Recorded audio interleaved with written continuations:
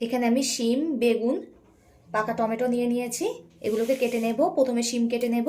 ঠিক অল্প করে কাটলে এই দুই দিকে চাপ দিলেই এই শিরাগুলো বেরিয়ে আসবে। দেখুন কত সুন্দর শিরা বেরিয়ে আসছে। এরকম ছোট ছোট টুকরে কেটে নেব।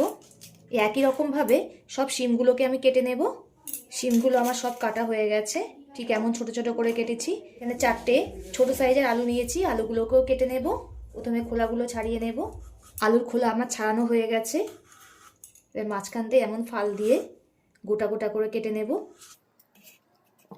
ঠিক এইভাবে গোটা গোটা করে কেটে নেব।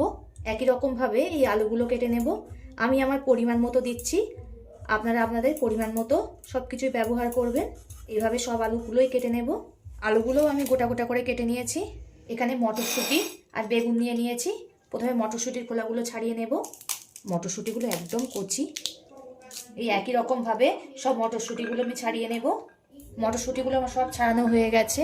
এবার বেগুনটাকেও আলুর মতো গোটা গোটা করে কেটে নেব। বেগুনের খোলা ছাড়াবো না, খোলা সমেতই গোটা গোটা করে কেটে নেব। আমার সব কিছুই কাটা হয়ে গেছে। এবার পরিষ্কার করে ধুয়ে নেব। সবজিগুলো কেটে আমি পরিষ্কার করে ধুয়ে নিয়েছি। এদিকে উনুনের জালটা ধরিয়ে কড়াটা গরম হতে বসিয়ে দিয়েছি। কড়াটা গরম হয়ে গেছে। এতে দিয়ে দেব সর্ষের তেল। তেলটা গরম হয়ে গেছে।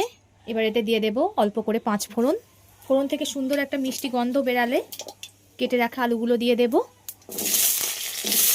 আলুটা একটু লাল করে ভেজে নেব। আলুটা একটু হালকা লাল করে ভেজে নিয়েছি। এতে দিয়ে দেব একটা বড় সাইজের পেঁয়াজ কুচি। পেঁয়াজটা দিয়ে 1 মিনিট মতো ভেজে নিতে হবে। পেঁয়াজটা দিয়ে 1 মিনিট মতো ভেজে নিয়েছি। এবার শিমগুলো দিয়ে দেব। শিমটা দিয়ে আবারও খুব ভালো করে ভেজে নিতে হবে। শিম যতক্ষণ না নরম হয়ে যায় ততক্ষণ ভাজতে হবে। এই রেসিপিটা আপনারা একবার হলেও ট্রাই করে দেখবেন।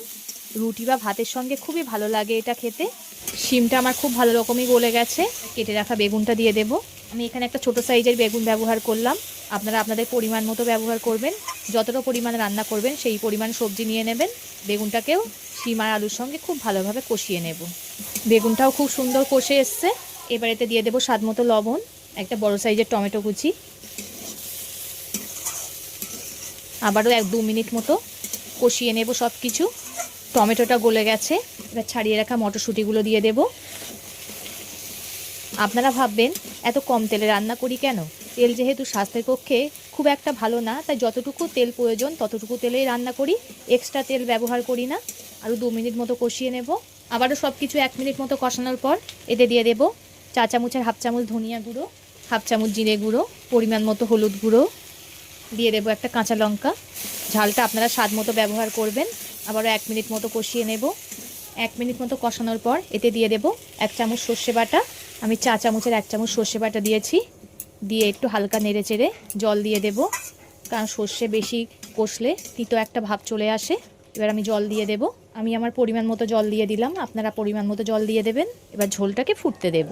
আমার ঝোলটা দেখুন কতটা কমে এসছে।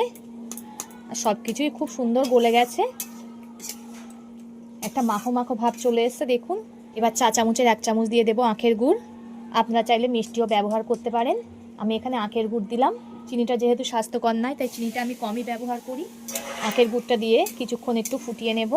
আপনারা এইভাবে বাড়িতে একবার ট্রাই করে দেখবেন। সকলেরই খুবই ভালো লাগবে খেতে। তো ভিডিওটা ভালো লাগলে লাইক ও শেয়ার করে দেবেন। কমেন্ট করে জানাবেন আপনাদের মতামত। পরবর্তী ভিডিওতে আপনাদের সঙ্গে আবার দেখা হচ্ছে।